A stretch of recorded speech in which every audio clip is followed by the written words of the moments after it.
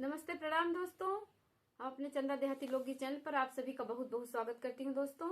तो हम लोग लेकर आए हैं बहुत ही प्यारा दर्द भरा सोहर गीत आप लोगों के सुनावे।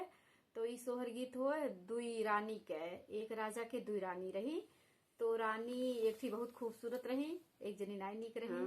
तो राजा देखल जा के ज्यादा मान सम्मान प्यार देलिन के कम। तो आप लोग फुल वॉच करके गीत पे बने रहिए और अपने सुंदरा दुबरा के जरूर आशीर्वाद दियल जाए कि सुंदरा दुबरा वायरल हो जाए पूरा। दोस्तों ये रिक्वेस्ट बा कि खूब ज्यादा से ज्यादा आप लोग दुलार दियल जाए कि वायरल हो जाए सुंदरा और मुंदरा। एक बार जरूर आवल जाए, हमारे चैनल पर सर्च करल जाए चंदा देहाती लोकगीत। तो चलिए सुनाते हैं दोस्तों। एक राजा के दुई रानी सुंदरा औरो दुबारा सुंदरा औरो दुबारा ई हो। अब दुबारा बाहर आंगनवा त सुंदरा जे निरखा त सुंदरा जे निरखाई हो। अब दुबारा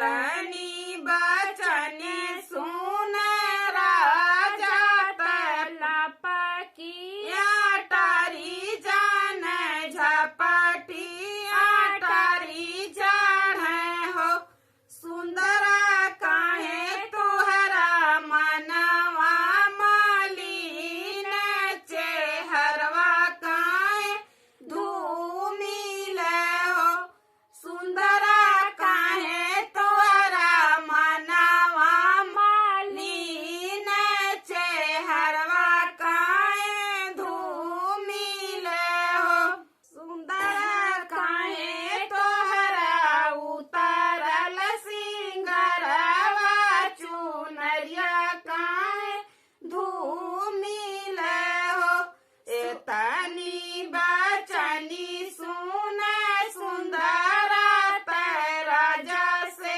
अरज करेगा राजा हमार बचनिया तू ही माना तबही हम उठब तबही हम उठब हो राजा हमारो बचनिया तू ही माना तबही हम उठब हम उठब हो राजा दुबारा के राजे से निकारत दुबारा के भगावाई हो राजा दुबारा के राजे से निकारत दुबारा के भगावाई हो राजा दुबारा के राजे से निकारत बई हम उठब बोलिया तय सुंदरा बोलियू बोलहू नाही जानियो बोलहू नाही जानियू रानी पगड़ी के रखा हमरे लजिया दे दुबरा जननी कारत दुबरा जननी भगावाई हो रानी पगड़ी के हमरे राखा लजिया ते दुबरा जननी कारत दुबरा जनी भगावाई हो रानी दुबारा के होई है लालनावा दूनहुन जानी देखे खर बहुत नीक गई हो रानी दुबारा के होई है लालनावा दूनहुन जानी देखे